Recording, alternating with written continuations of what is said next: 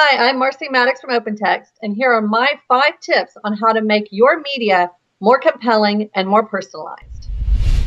Tip number 1, channels are constantly changing and you need to be prepared.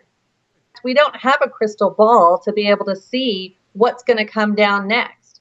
We began in the 90s with the internet, and a lot of organizations had to adapt the way they were sharing information to a new medium.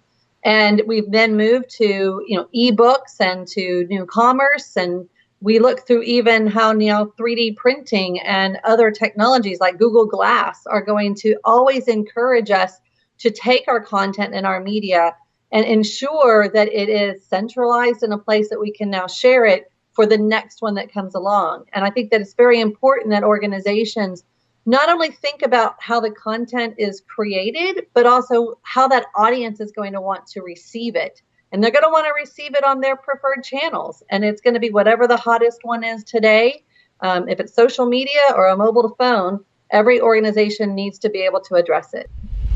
Tip number 2, you need to create a centralized library for all your media content.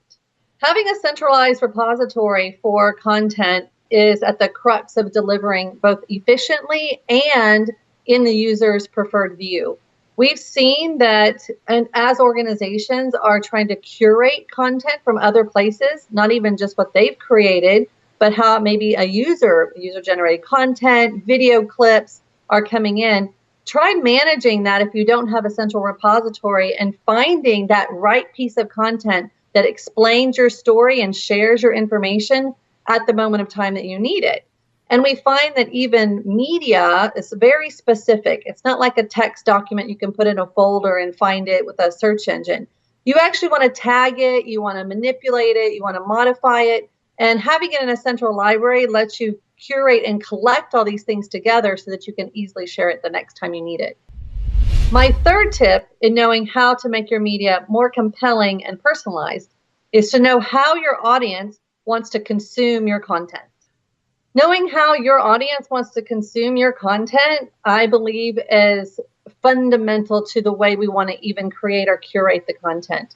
To give you an example, we have media such as a video or a television show today. Netflix has completely turned it on its head. And the way that they've done that is they took something like the House of Cards. They created the content as such as had a compelling story that people were really wanting to watch, but rather than deliver it on a normal medium, such as an episode a week, they delivered it all at once. And that essentially was following on to what people were doing naturally. They weren't watching television shows every week live. They were recording them and perhaps even having episode binges on the weekends where they would watch 3 or 4 episodes at once. So in turn, Netflix took something that people were already doing. They hadn't really asked for it yet, but found a new way to take that content, personalize it, and then produce it in a way that no one else has looked at it before. A single episode series for a small price that people were willing to pay because they were able to get it now, get it instantly in the channel that they wanted. Tip number 4, you need to create brand advocates. Creating brand advocates falls naturally toward what marketing often sees around net promoter scores. We want to build up customer satisfaction. We want people to talk about our brand, be part of our brand. And the way that we want to do that is to look at how we can build up those people who are essentially our ambassadors out there. Take, for example, imagine, if you will, that you were an organization and you were sponsoring the Olympics. And you put a lot of money into your brand, into the images you had on cups, on signage, on T-shirts. Then imagine that you had someone at the Olympics that took a picture of that sports runner as they came across the finish line with your logo on it. They're happy, they're excited about what they're doing, they have your product. Then how do you capture that essence and repurpose it so that you can say, hey, we recognize that you were out there. You love our brand. Here's what we want to do for you. Would you mind if we use your media and tell our story in your way? And it's always nice to see it's not just your story, but it's how people are adapting it to their needs and then telling their story on and on to their friends. My 5th and final tip is to create media that promotes your fans.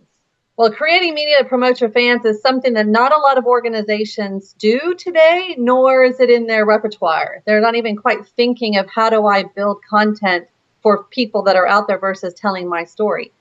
And I think it's very important as we shift into personalized content that it's not only relevant, but also building out that brand. So the real value in creating media that promotes your fans is that you build up those brand advocates who want to tell your story even further than you could reach.